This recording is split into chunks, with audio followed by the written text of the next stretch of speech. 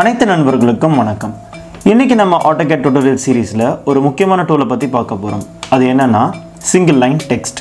வாங்க வீடியோக்குள்ள போலாம்.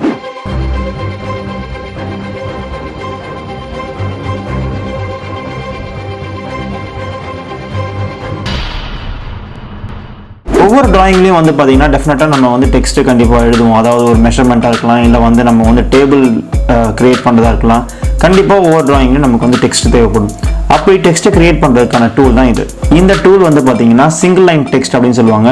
கமாண்ட்ல Dtext அப்படின்னு டைப் பண்ணலாம் அல்லது DT டைப் பண்ணலாம். ஸோ நீங்க கமாண்ட்ல வந்து பாத்தீங்கன்னா DT டைப் பண்ணிட்டு ஒரு என்டர் கொடுத்துட்டீங்க அப்படின்னா உங்களுக்கு வந்து இந்த கமாண்டுக்குள்ள என்டர் ஆகும்.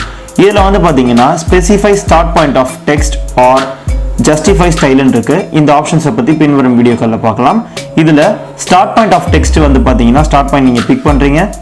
இப்போ இதுல இந்த டெக்ஸ்டோட ஹைட் வந்து ஒரு 10. அதுக்கப்புறம் ரொட்டேஷன் ஆங்கிள்னு கேட்குது. இந்த ரொட்டேஷன் ஆங்கிள் வந்து பாத்தீங்கன்னா 0. இப்போ நீங்க உங்களுக்கு என்ன டெக்ஸ்ட் வேணுமோ அந்த டெக்ஸ்ட் நீங்க டைப் பண்ணலாம்.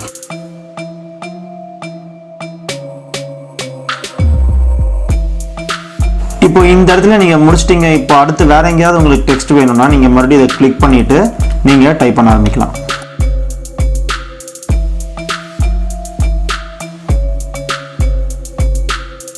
இந்த மாதிரி நீங்க டெக்ஸ்ட் டைப் பண்ணலாம்.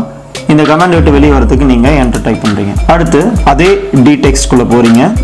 Specify start point. இந்த இடத்துல ஹைட் 10 கொடுக்குறீங்க.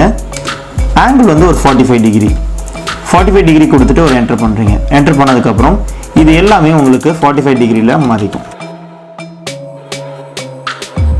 நீங்க டைப் பண்ற டெக்ஸ்ட் அத்தனையும் 45 டிகிரில உங்களுக்கு டைப் ஆகும்.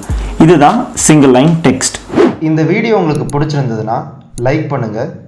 இந்த வீடியோ பற்றின கருத்துக்களை கமெண்ட் பாக்ஸில் டைப் பண்ணுங்க. எங்களுடைய வீடியோஸை நீங்கள் தொடர்ந்து பார்க்கணுன்னா சப்ஸ்கிரைப் பண்ணுங்க. கூடவே பெல் ஐக்கானை கிளிக் பண்ணுங்க.